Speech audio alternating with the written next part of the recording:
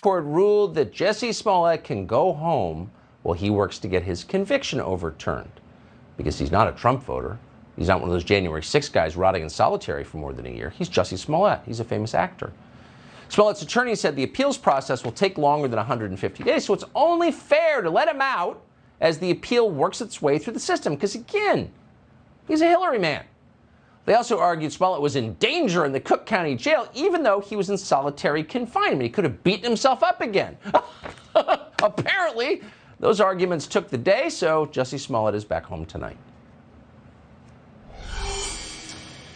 So it's been exactly 2 years since our political leadership imposed the first mass quarantine in American history on the population, China-style lockdowns.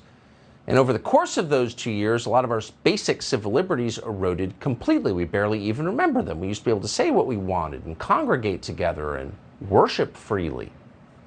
But no, and in fact, they're eroding still further.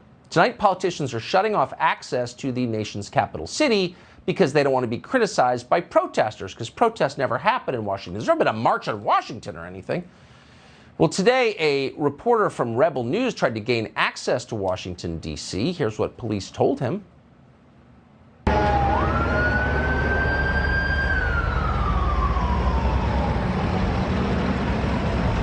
695 is closed to the commercial vehicles. Oh, it's closed. You're going to have to go, well, it's closed to all traffic. So this is, you're going to have to go northbound on 295. For how long? My boss is going to eventually tell me to start arresting people.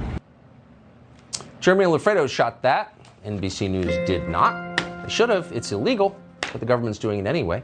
Naomi Wolf is not surprised. She's warned for a long time that this moment would come. She's the author of a new book called The Bodies of Others, The New Authoritarians, COVID-19, and the War Against the Human. People made fun of Naomi Wolf for sounding paranoid a few years ago. No one does that anymore. She joins us tonight. Naomi Wolf, thanks so much for coming on. Are you, just as kind of, since you're an attorney, a technical question, are you allowed to just shut down Washington, D.C. because you don't want to be criticized? I wish I was an attorney, but oh, well, I'm deputizing you one now. Do you think that's allowed in a free country? Well, I care a lot about the Constitution, and I carefully reread the First Amendment, and it is not constitutional. Congress shall make no law prohibiting freedom of assembly or the right of citizens to petition government for a redress of grievances. That said, D.C. is a weird anomaly.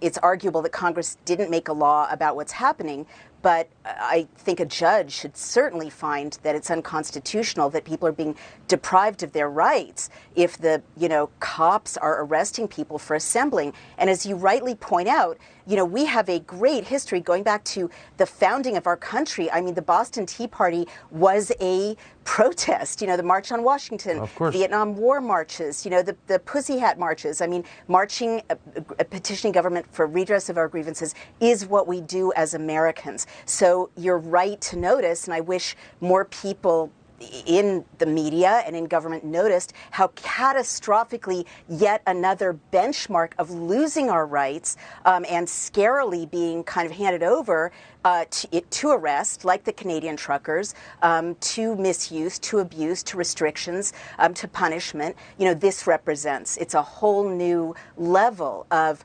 stripping us of our rights and freedoms as free people.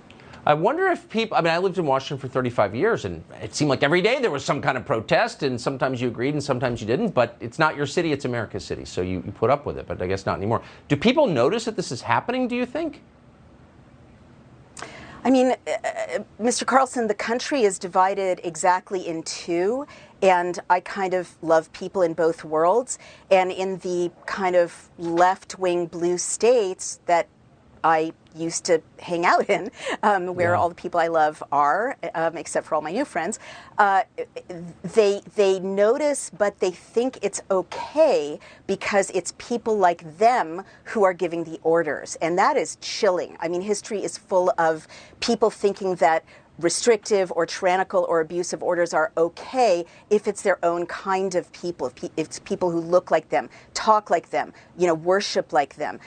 In the red states, where I also travel, among conservatives and libertarians, who are some of my new friends, people are horrified. And there is a much greater recognition that our country does not mean this. Our country means something entirely different. And they watch the burning up of the Constitution bit by bit with horror. Now, should everybody be aware? Yes. Should we all be kind of out in the street arresting people who have seized our liberties? These are unlawful acts, right?